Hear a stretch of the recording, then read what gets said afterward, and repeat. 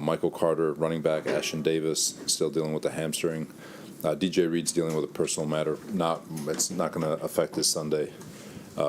He should be at practice tomorrow. And then Dwayne's got his program. Kenny Aboa's back at practice, and so is Sheldon Rankins. Sheldon is full? They're both limited, him and Kenny. So we'll see how the week goes. Do you have any update on Michael? He said more. Yeah, it's a low ankle, and we're going to give it a try for this week. So it'll be more day to day. But they've all got a chance. All the guys that did not finish last week have a chance to play. How good is this football team that you're playing this week in your minds? They're damn good. There's a reason why they're the record they have. They've beaten everybody in our division. They beat Miami. They beat Buffalo. They beat New England. They're very talented. Offensively, they've got skilled players. They're very well coached. Defensively, they're very veteran, very smart. They play a smart style of football. So it's gonna be a challenge. What was Dallas able to do to stop them in that one game that they really didn't show up? I don't know. I can't speak for them. I'm sure there's different ways that they've done things. You just see sometimes the ball bounces. Sometimes it's one of those days, and but I don't think it's indicative of who Minnesota is. They sometimes the ball bounces the right way and things can get out of hand. But their body of work says that Dallas game was more of a fluke than it is a norm.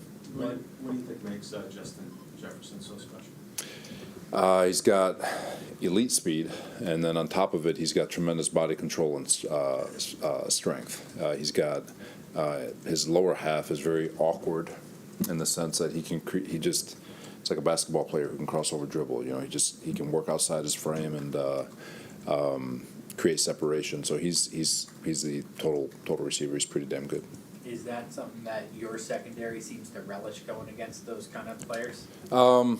I think any player relishes playing against the best, and speaking just for us, we've had some great challenges all year. You've had Miami's group, Buffalo's group. There's been a lot of really good receivers that we've had to go against. Yeah, Cincinnati's group. Thank you. So it's another challenge for us, and I know just knowing our secondary, they're ready to take that challenge on. Is their defense better than their numbers indicate, Robert? I think so, just because they're so veteran. They're one of the better teams in the league in 3rd and 7+ in terms of getting off the field.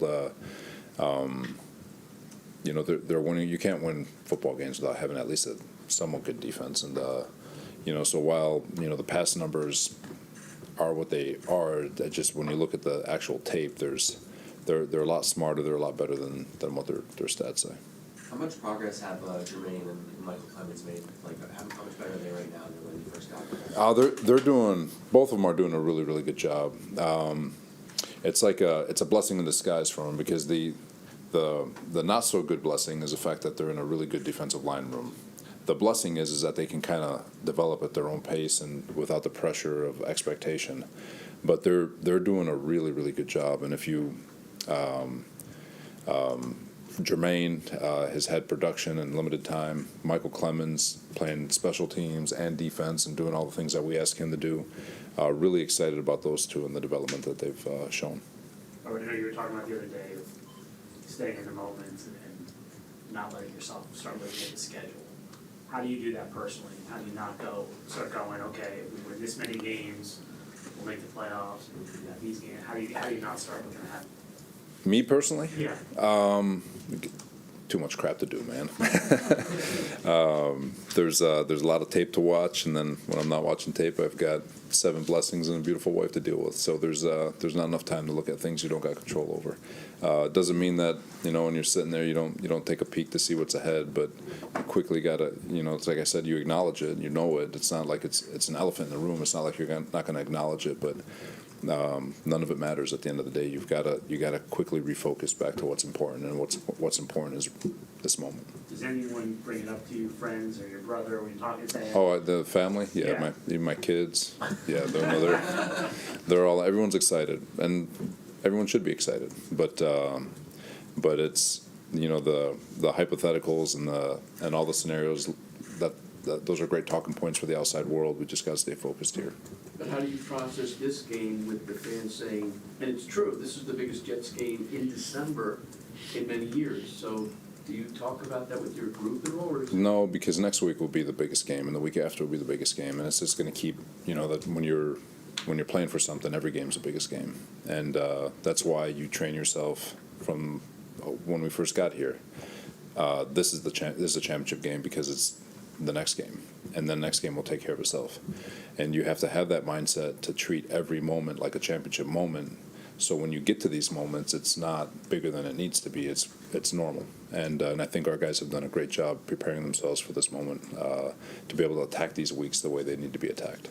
We've all seen what Sauce can do, but how do you think, in the occasions where he matches up against Justin Jefferson, how do you think his skill set matches up, and how do you think he's equipped for that matchup? It's going to be fun.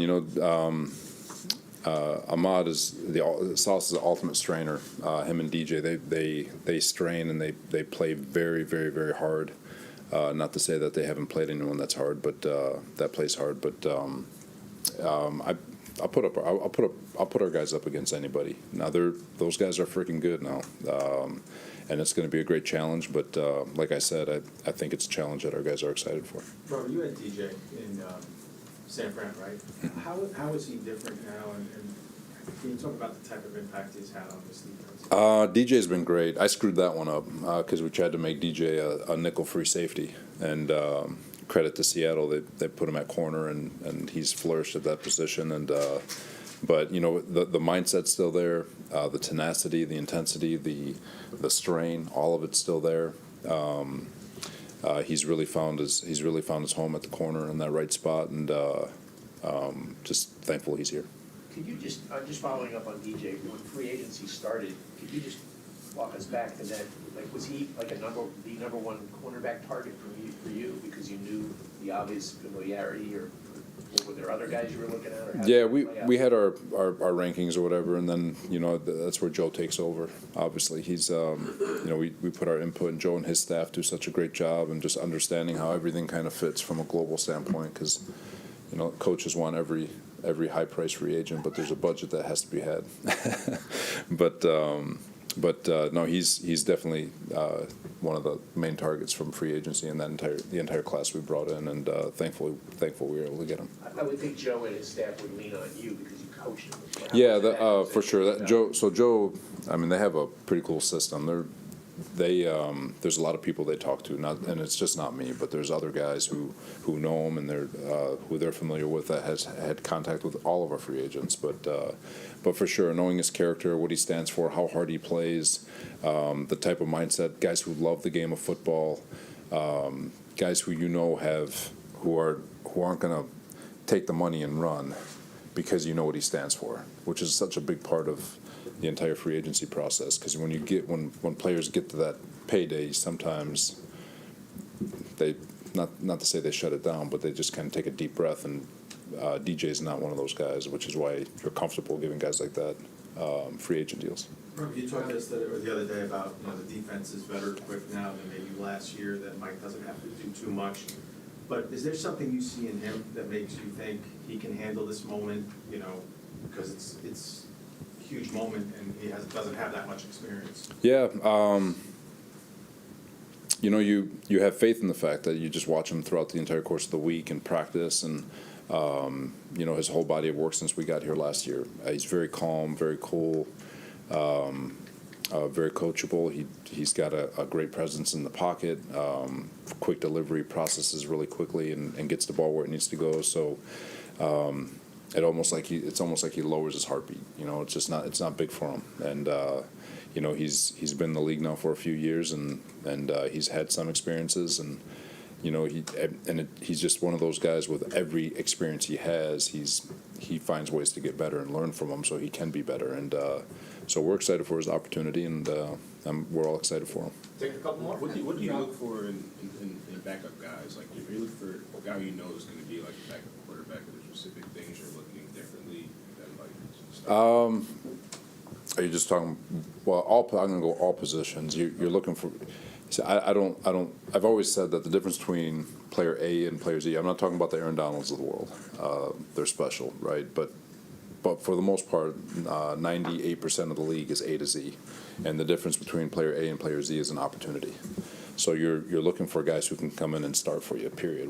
You're not looking for just a backup. You're looking for a guy who can come in, and if he has to play football, which usually in this league, it's a war of attrition, guys are going to have to get a lot of playing time. So you're looking for guys who you feel great about stepping on the field and not skipping a beat when their time comes.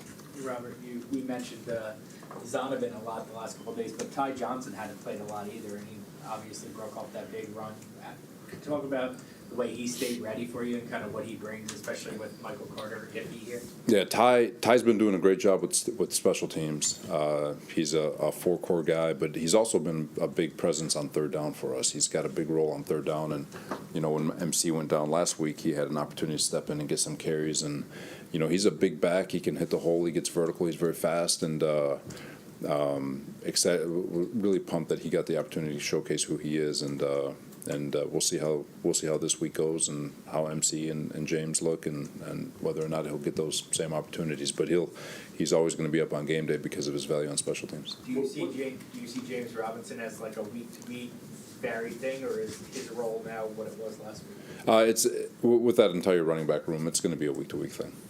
What do you think the Last one. Vikings are saying about your team? We've talked a lot about the Vikings. What do you think they think about your attributes, the quality of your team, the mindset of your team? I don't know. I have an opinion, but I think that one would be more of a question for Kevin. Thanks, everyone. Thanks, guys. Let me know what he says.